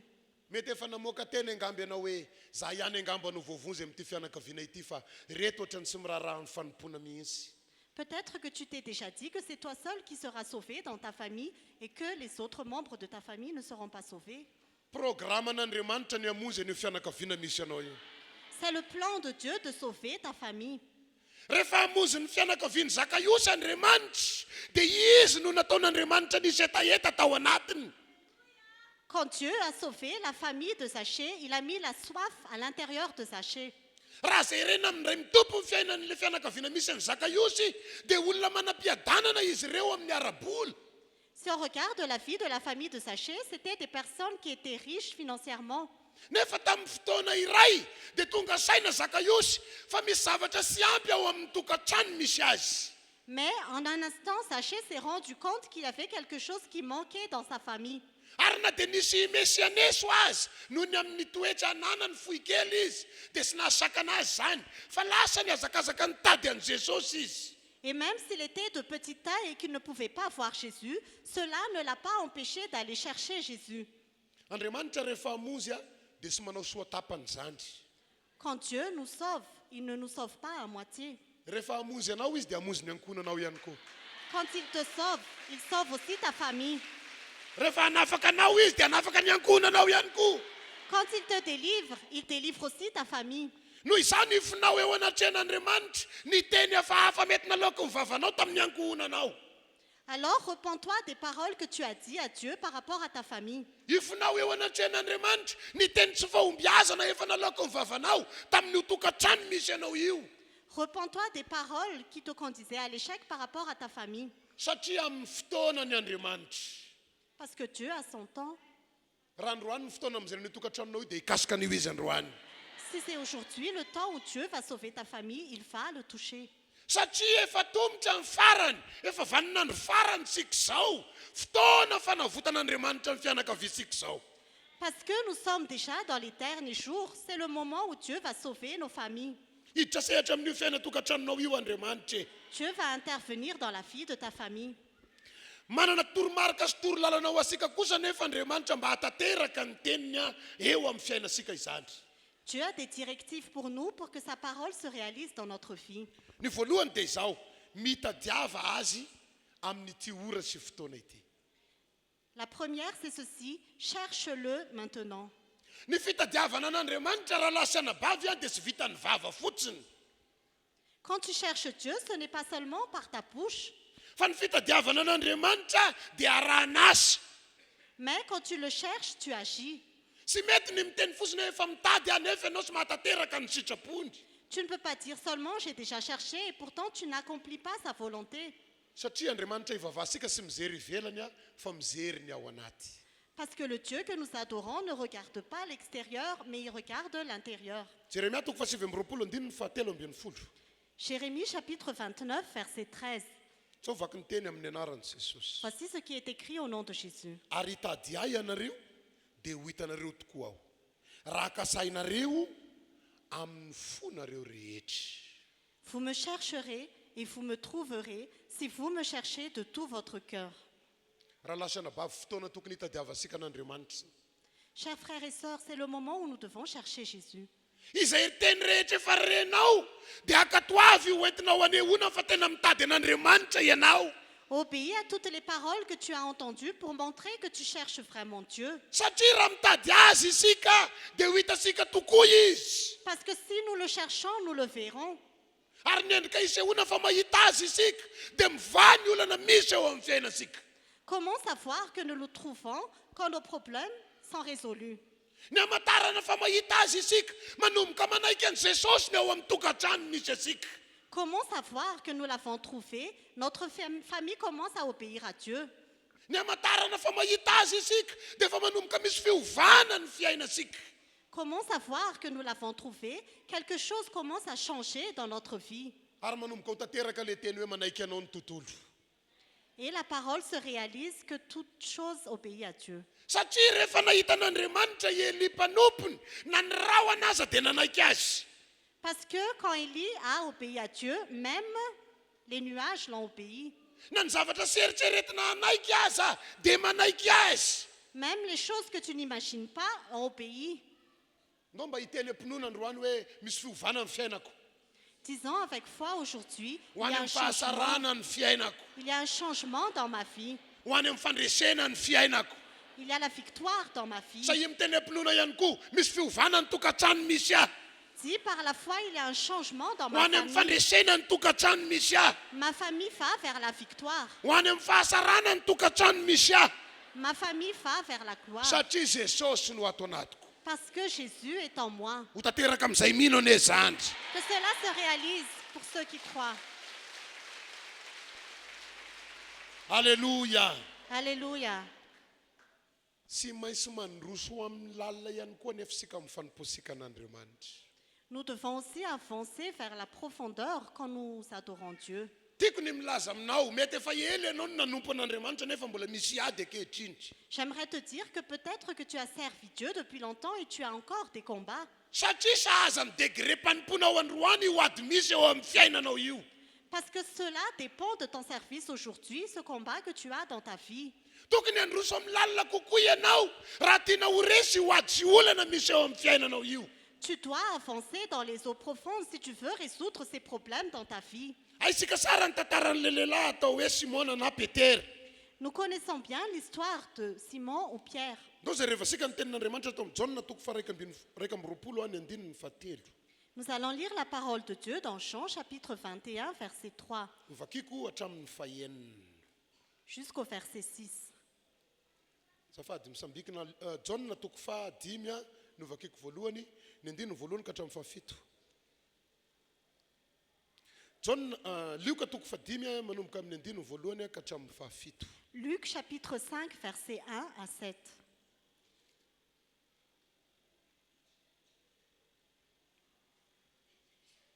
Vakina amin'ny teny français dia rehefa avy eo vakina amin'ny teny malagasy. Nous allons lire au nom de Jésus. Un jour, Jésus se trouvait au bord du lac de Génézareth et la foule se pressait autour de lui pour entendre la parole de Dieu. Il vit au bord du lac 2 barques. Les pêcheurs en étaient descendus pour laver leurs filets.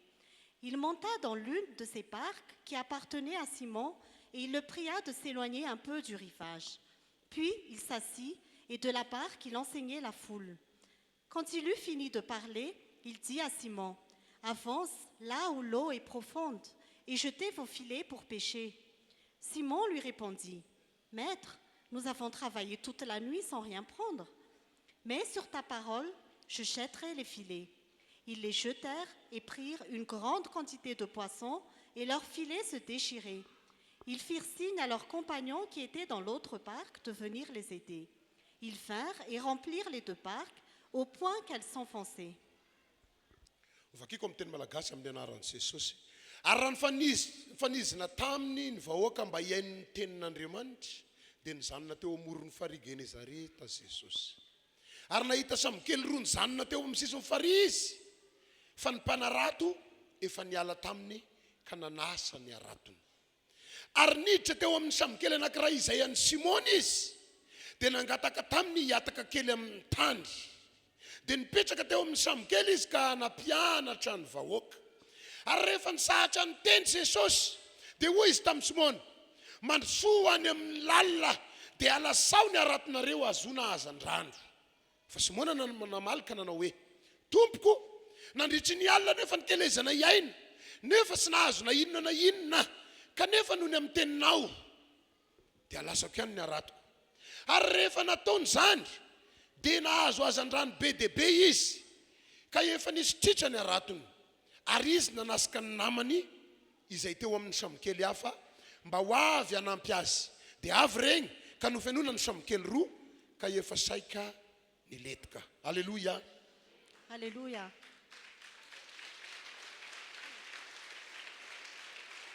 Utahina ny samokelinao. Que Ny Dieu fahafenony bénisse ta barque. samokelinao dia ihany samokely hafa ndray ianao ao fenona. Ta barque sera bénie et tu auras une autre barque.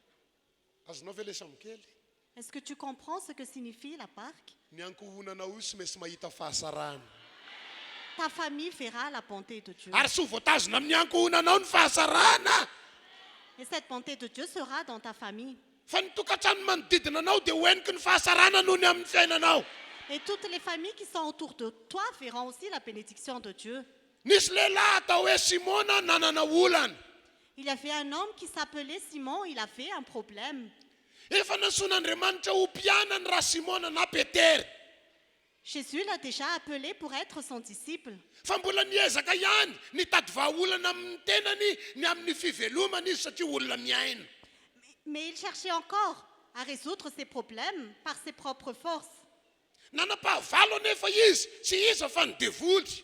Il avait un ennemi qui était le diable. Nanomboka nanao sotasota tamin'ny fiainany ny fahavalo. Le diable créait des problèmes dans sa vie. Ary ny fidiram-bolany misy nopitehany ny fahavalo. Et ses finances étaient détruites par le diable. Nanomboka nanasa arato nga Petery. Et Pierre avait des problèmes. Tahaka ny olona rehetra tonga ao anatiny ny fisainana lalina. Ho reraka ity fiainako ity na ho rava ity fiainako ity. Et comme tout le monde, il pensait que sa vie allait être détruite. Fa rehefa Jesosy no eo, sy rava zany ny fiainan'olona manana an'Andriamanitra. Mais quand Jésus est là, la vie ne peut pas être détruite. Jesosy sy diso ny fidian'ny Petery. Jésus n'a pas eu tort quand il a choisi Pierre. Ary rava ny fidian'ny Petery izy dia ho azy ny fahasoavana rehetra avy amin'Andriamanitra. Et quand il a choisi Pierre, il lui a donné toutes les bénédictions qui viennent de Dieu. Ny fahavalo kosa niezaka nanohatra ny tenin'Andriamanitra. Mais l'ennemi essayait de s'opposer à la parole de Dieu. Ary nampiseho fa sy hanome hazan-drano an'ny Petera mihitsy. Et il lui a montré que Pierre n'aura pas de poisson. Rehefa nanasa arato Petera, hitan'i Jesosy zany fitaintainana izany. Mais Jésus a vu le problème de Pierre. Hitan'i Jesosy io adinao io. Jésus voit ton combat. Mety efa eo ampanasana arato ianao zao. Hitan'i Jesosy olana misy amin'ny fiainanao io. Jésus voit les problèmes qui sont dans ta vie. Rehefa raisinao ny tenin'Andriamanitra androany, ho feniny ray ny lakanao. Quand tu prends la parole de Dieu aujourd'hui, tu recevras toutes les bénédictions. Satria eo amin'ny sy takatry ny olona miditra ny sehatra Andriamanitra. Parce que Dieu agit quand cela est impossible aux hommes. Eo amin'ny fotoana mahavery hevitra mandray an-tanana ny fiainan'ny olona Andriamanitra. Quand nous n'avons plus de solution, Dieu agit dans notre vie. Rehefa nanasa arato ry Petera dia hoy Jesosy, aleo ampiasaiko aloha ny sambo. Quand Pierre a lavé les filets, Jésus a dit, laisse-moi utiliser la barque. Ary rehefa niditra tao anaty sambo Jesosy dia nalefa nandroso kely niala tamin'ny tany ny sambo. Et quand Jésus est entré dans la barque, il s'est un peu éloigné de la terre sèche. Anambarana fa sy mitovy amin'ny olon'ny tany intsony Petera, fa efa olona nandray an'i Jesosy ary efa miavaka kely ny fiainany.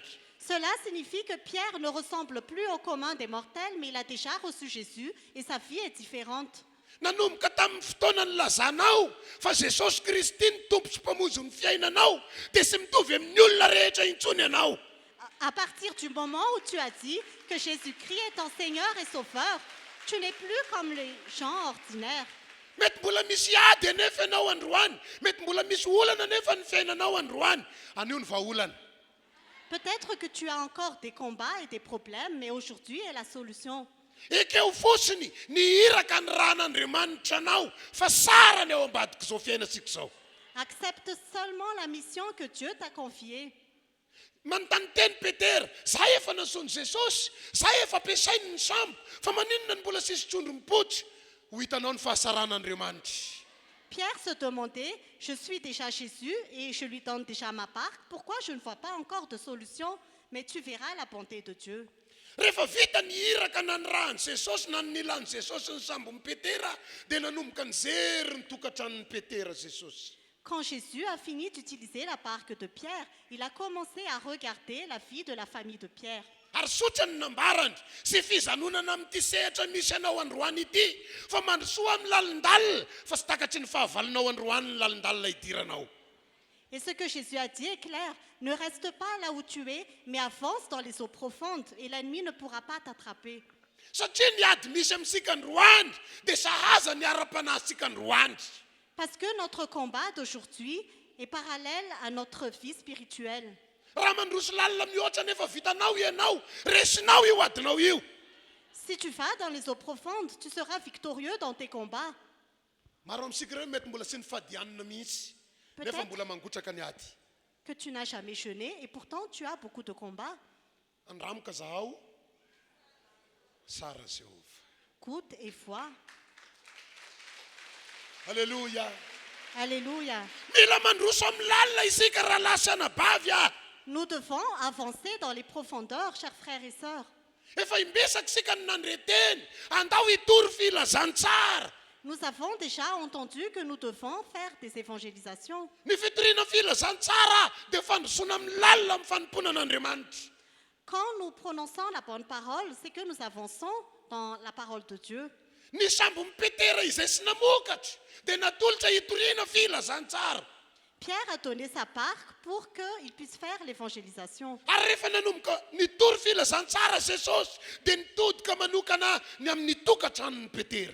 Et quand Jésus a proclamé la bonne nouvelle, il s'est tourné particulièrement vers la famille de Pierre. Fotoana izao hanavotana ny fianakavianao.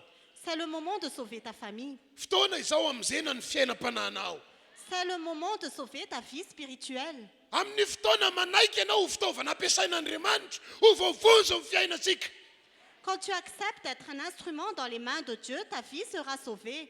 Satria ny trondro dia sy inona fa ireo olona mandre ny tenin'Andriamanitra. Parce que les poissons représentent les personnes qui écoutent la parole de Dieu. Ny olona mandre ny tenin'Andriamanitra noho ny amin'ny teny nampitondràna anao, famozena anao zany. Les personnes qui écoutent la parole de Dieu, grâce à toi, c'est le salut pour toi. Famozena ny fianakavianao zany. C'est le salut de ta famille. Famozena ny ara-pivelomanao zany. C'est le salut pour tes finances. Famozena ny ara-kasanao zany. C'est le salut pour ton travail. Noho izany mieteza ho fitaovana mahery eo am-pelantanan'Andriamanitra. Alors accepte d'être un instrument puissant dans les mains de Dieu. Nisalasala ihany Petera rehefa nilazana hoe mandrosoa amin'ny lalina. Pierre a hésité quand on lui a dit avance dans les eaux profondes. Satria misaina i Petera fa io fialana amin'ny tany io dia efa atonony amin'ny fanompoana an'Andriamanitra. Parce que Pierre a réfléchi qu'il ne pouvait pas s'éloigner de la terre. Fa Jesosy ny teny mbola sy eto ny fitoerana fa mbola mandrosoa ihany amin'ny lalina. Mais Jésus a dit, tu ne dois pas t'arrêter ici, mais avance dans les eaux profondes. Teneny kely eo akaikinao io, mbola mila mandrosoa amin'ny lalina ianao io e. Dis à ton voisin, tu dois avancer dans les eaux profondes. Alléluia. Alléluia. Raha te hiavaka amin'izao vaninandro enasika zao mandrosoa amin'ny lalina ranabavy. Si tu veux te distinguer à notre Mandrosoa époque amin'ny lalina actuelle, rahalahy. avance dans les eaux profondes.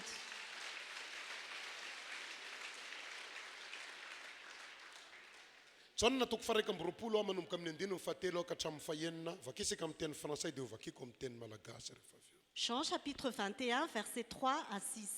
Simon-Pierre leur dit, je vais pêcher. Ils lui dirent, nous allons aussi avec toi. Ils sortirent et montèrent dans une barque, mais cette nuit-là, ils ne prirent rien. Le matin venu, Jésus se trouva sur le rivage, mais les disciples ne savaient pas que c'était lui. Il leur dit, les enfants, n'avez-vous rien à manger ? Ils lui répondirent, non. Il leur dit, Jetez le filet du côté droit de la barque et vous trouverez. Ils le jetèrent donc et ils ne parvinrent plus à le retirer tant il y avait de poissons.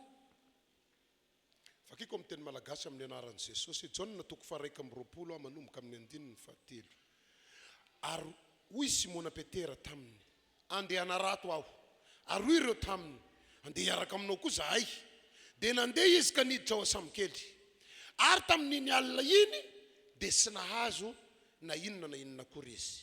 Ary noho ny efa nazava rasy ny andro, dia nisangana teo amoron-dranomasina Jesosy, kanefa tsy fantatry ny mpianatra hoe Jesosy io. Jesosy zany. Dia hoy Jesosy taminy, anaka, manan-kanina va ianareo? Dia namaly azy hoe izy, tsia. Ary hoy izy taminy, alasao amin'ny sisiny akavanany samokely ny aratonareo, dia azo azany rano ianareo, koa dia nalasany zany toyny ka zaka ny akarina noho ny abesany azany rano. Alleluia. Alléluia. Ry havanao, mety efa manompo an'Andriamanitra amin'ny herinao rehetra ianao ankehitriny. Bien-aimé, peut-être que tu as déjà servi Dieu de toutes tes forces. Nefa mbola mahasapa ihany ianao hoe to mbola misy ady ihany izy zany Jesosy a. Et pourtant, tu te dis encore, j'ai encore des combats, Jésus. Nosorata anatin'ny Baiboly ihany koa zao tantara ho azavaiko aminao zao. Cette histoire est écrite dans la Bible. Tao anatin'ny fanimpona misy ry Petera tamin'ity tantara tantaraina teo ity. Pierre était en train de servir dans cette histoire que je Fa te raconte. indraindray manao fahazarana ny amin'ny fanimpona. Mais parfois, il sert avec habitude. Ny fanimpona dia fiainana sy azo atao amin'ny fahazarana. Quand on sert, il ne faut pas que ce soit une habitude. Zavatra natao hiainana misy ny fanimpotsika an'Andriamanitra. Nous devons vraiment vivre le service pour Dieu. Noho izany ny sosokevitra omeny tompo asika amin'ity androandroany ity, ao ka tena sy ho fahazarana ny fanimponao.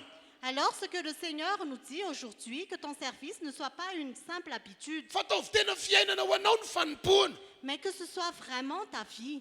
Satria izao ny azavain'ny tenin'Andriamanitra. Parce que voici ce que la parole de Dieu dit. Niverina tamin'ny fanaony taloha Petera dia ny fanaratovana. Pierre est revenu à ce qu'il faisait d'habitude, c'est-à-dire qu'il était en train de pécher. Ny tao am-pony a dia tahaka n'izy nanarato a ka nahazo ihany a ny zavatra ho isy eo. Il faisait ce qu'il était en train de faire, comme il faisait avant, Saingy tsy nahazo izy. mais il n'avait rien. Nisy eo taminy Jesosy. Jésus est apparu. Ary ny teny nambaran'i Jesosy dia sotry, alasao amin'ny akavanana ny arato. Et ce que Jésus a dit est clair. Jette le filet du côté droit. Fomba fiteny tahaka ny fiteny malagasy ihany ity nambara eto ity.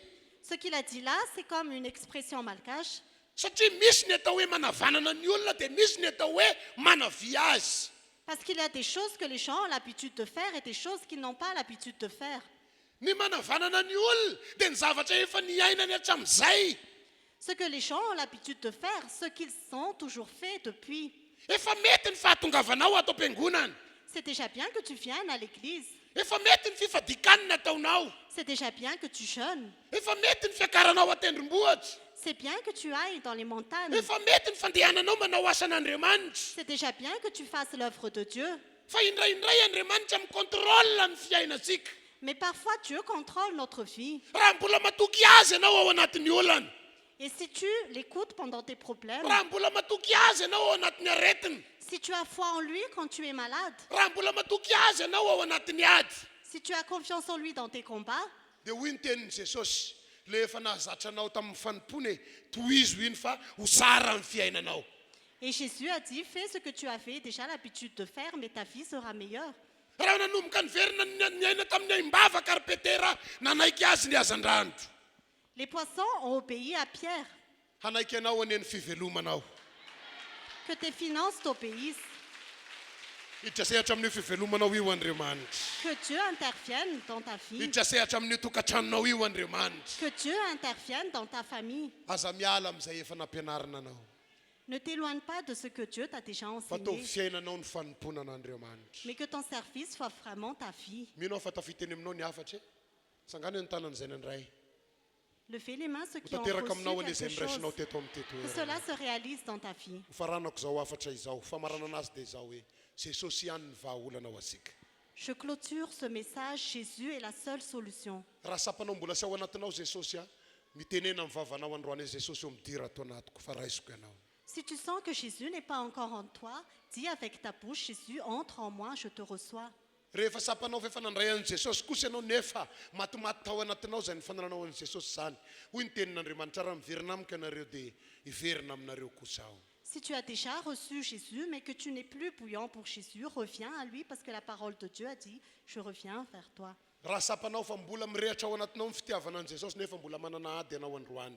Andraso ny fotoanan'Andriamanitra, tohizo ny fanomponao fa ho hitanao ny tanan'Andriamanitra hiasa eo amin'ny fiainanao. Si tu es déjà en Jésus, mais que tu as encore des combats, continue toujours à le servir, mais tu verras la main de Dieu agir dans ta vie. Mivavaka isika amin'izao fotoana izao tompoko. Nous Samy allons mivavaka maintenant araka izany a prier. teny izany. Raha eo misaotra anao izahay, tianay nous te loatra ianao remercions. Andriamanitra. Noho ny amin'ny famindraponao dia noentinao eto amin'ity toerana ity izahay. Par ta grâce, tu nous as conduits ici. Fantatray Andriamanitra fa sy ala amin'ny fahanarahananao izay ka dia hitahinao. Nous savons, oh Dieu, que tu es toujours avec nous. Fantatrao Andriamanitra fa olona efa nitehirizinao izahay ka dia sy ala aminao. Tu sais, oh Dieu, que tu nous as déjà gardés et nous sommes toujours avec toi. Noho izany vonjeo ny fiainanay sy ny fiainam-pianakavianay. C'est pourquoi délivre notre vie et la vie de notre famille. Matoky ny tananao hiasa izay Jesosy. Agis dans notre vie, Seigneur. Sotra fanahy masina. Merci, Saint-Esprit. Amen. Amen. Akopiano ny mason'ny nofinao dia petrao amin'ny fonao ny tanalo ilana dia azany raty ny ilaina hivavaka azo. Ferme les yeux, mets ta main sur ton cœur. Raha eo misaotra anao a noho ny amin'ny Jesosy Kristy Tompo. Père, je te remercie par Jésus-Christ. Matoky hafanahy masina fa entanao sy ny fanatrehanao. Je crois, Saint-Esprit, que tu es ici et ta présence est ici. Sy miafina aminao ny olona nansohinao teto amin'ity toerana ity. Ces personnes ne sont pas cachées devant tes yeux. Anafaka ny marary ao anatin'ny aretina ianao androandry. Tu vas guérir les malades aujourd'hui. Amany olona ny manana olana eto amin'ity toerana ity ianao androandry. Tu vas résoudre les problèmes de ceux qui ont des problèmes ici aujourd'hui. Noho ny amin'ny raha nalasaka ao Jesosy Kristy Tompo dia misy famonjena eto amin'ity toerana ity. Par le sang que tu as versé, Seigneur Jésus, il y a le salut ici. Misy fanafana eto amin'ity toerana ity. Il y a la délivrance dans cet endroit. Misy fanasisanana eto amin'ity toerana ity. Il y a la guérison dans cet endroit. Jesosy eo matoky anao izahay. Jésus, nous avons foi en toi, Fa mindra fo amin'ny olonao eto amin'ity toerana ity ianao. que tu vas donner ta miséricorde à ton Amin'ny peuple anaran'i ici, Jesosy. au nom de Jésus. Amen. Amen. Amen. Tosika itetanana mafy fisaorasika n'Andriamanitra. Acclamons le Seigneur. Alleluia. Alléluia. Ao anatin'ny fidirana hatrany a no antsika mamarana an'izao fotoana izao ka dia tolotry ny namana mitondra asika tao anatin'ny fidirana ny famaranana ny fotoana izany to. Nous allons continuer par les louanges.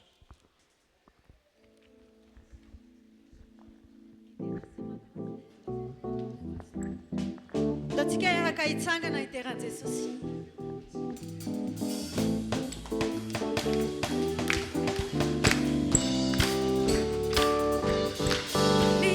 Si mangalaza ny anaranao Jesosio midera si mangalaza ny anaranao Jesosio Halleluja Halleluja Halleluja Halleluja Halleluja Halleluja Halleluja Halleluja Halleluja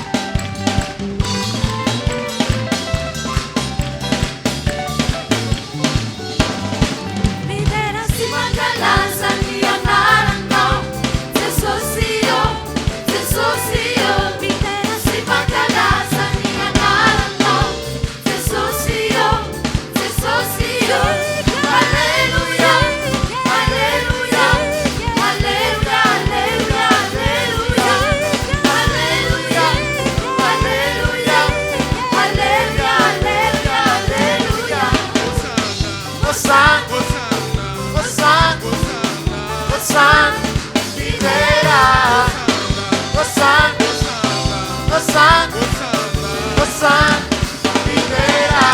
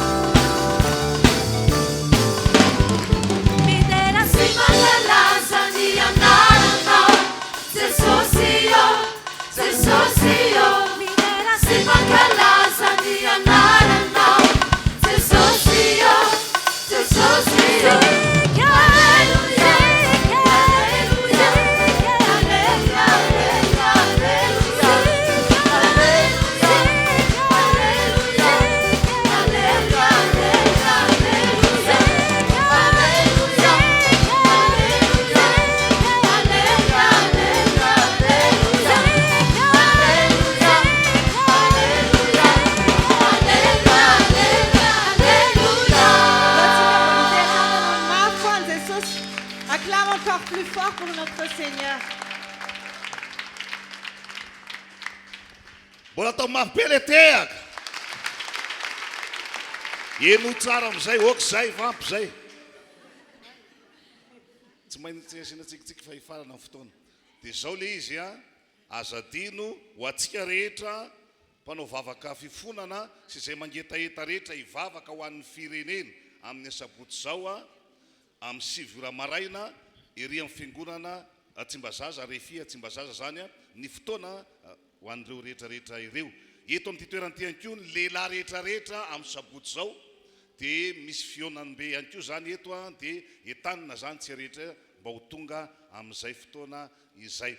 Atsandrato ny tanantsika ary raiso ny tsodrano amin'ny anaran'i Jesosy. Raha hiala eto ny fiangonana androany dia tsy tahaka ny dirany teto ny ivoahany eto. Fiadanana ny mitsenanao any amin'izay rehetra alehanao sy rehetra ataonao amin'ny anaran'i Jesosy. Amen. Rava fotoanantsika.